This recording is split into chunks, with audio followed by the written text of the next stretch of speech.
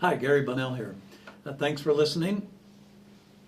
I did a video a couple of weeks ago about my first encounter with an off-world being. And as you can imagine, if you said that to your family or to your friends, that there would be a lot of questions, and there have been. And just looking at my screen here and some of the private messaging I'm getting is centered around the encounter that I had, that first encounter. But interestingly, several of them have asked, well, what's the name of your alien?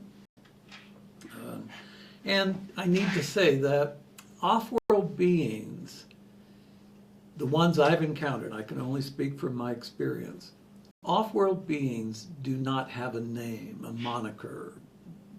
They aren't defined. If I walked into a room with a white coat on and a stethoscope, somebody would define me as a healthcare professional of some kind because of my appearance. And off-world beings don't have a name and an identity in that way. Each one is their own concept. It's like each off-world being is a concept. And that might be a little hard to understand, but they don't go by Bob or Don or, Timothy. They don't have names per se. They communicate in nonverbal terms for the most part. They will mimic the human experience. They are thought-based beings, and they will appear as human as they want to. They do all agree on a type of appearance when they're in a different world. They pick a very similar appearance. And it's like we have our races. We have Caucasian and Asian and African, and we have indigenous people. So and basically they all have similar characteristics for that particular race. So it's the same with these off-world beings.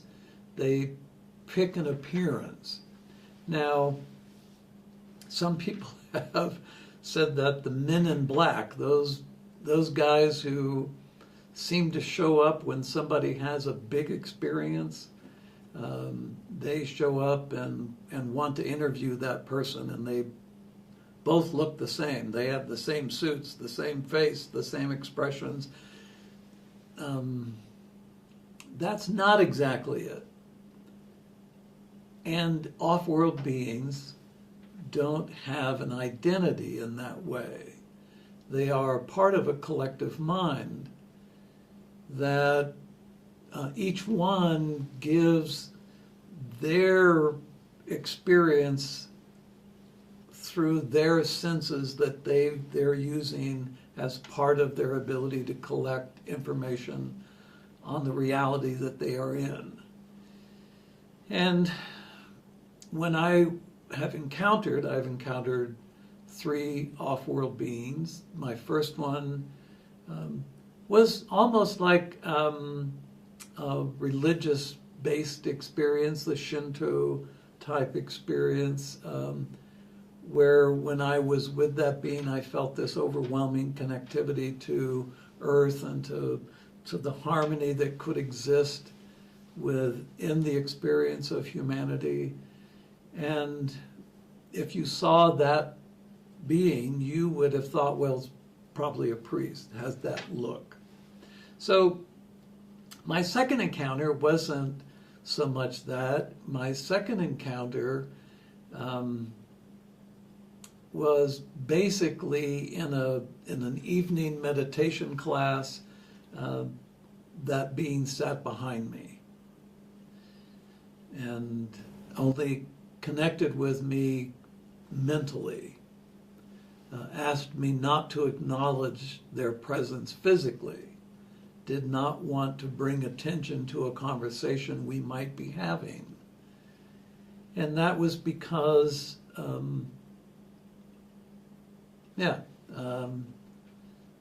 they don't tend to argue points. They don't have concepts that they need to have a greater discovery in.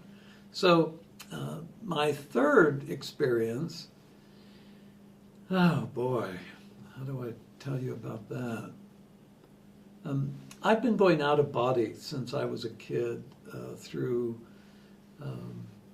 my stepfather beat me pretty badly, and it pushed me out of my spirit out of my body.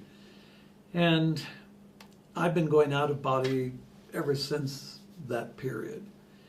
And I have encountered a lot of beings in adjacent realms, and in the astrals, the lower astrals, middle and upper astrals, the causal crowd. I know that sounds weird, but one of themselves refers to themselves that way, part of the causal crowd. And that encounter was mind-blowing because it gave me a glimpse into how all adjacencies are interconnected. Just like within your human cranial brain, you have those 100 billion neurons, and they're all individual, but they're all interconnected. And that experience was one that really pushed me into a state of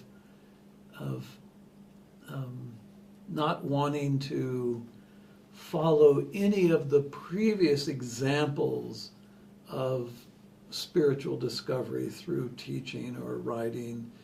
That encounter had me wanting to engage with people directly, not develop followers that would then, take the ideas that I was offering and make them into some kind of religious movement. As a matter of fact, there was one of my encounters with an enlightened master, human, and he said, don't create followers. Don't have that. It's a cage, even if it's made from gold, is a cage. So, yeah, I would love to share, and will most likely share, all that I've encountered. We need to get a little further down the road, and I don't mean to withhold somebody through judging they're not ready. That's not it at all.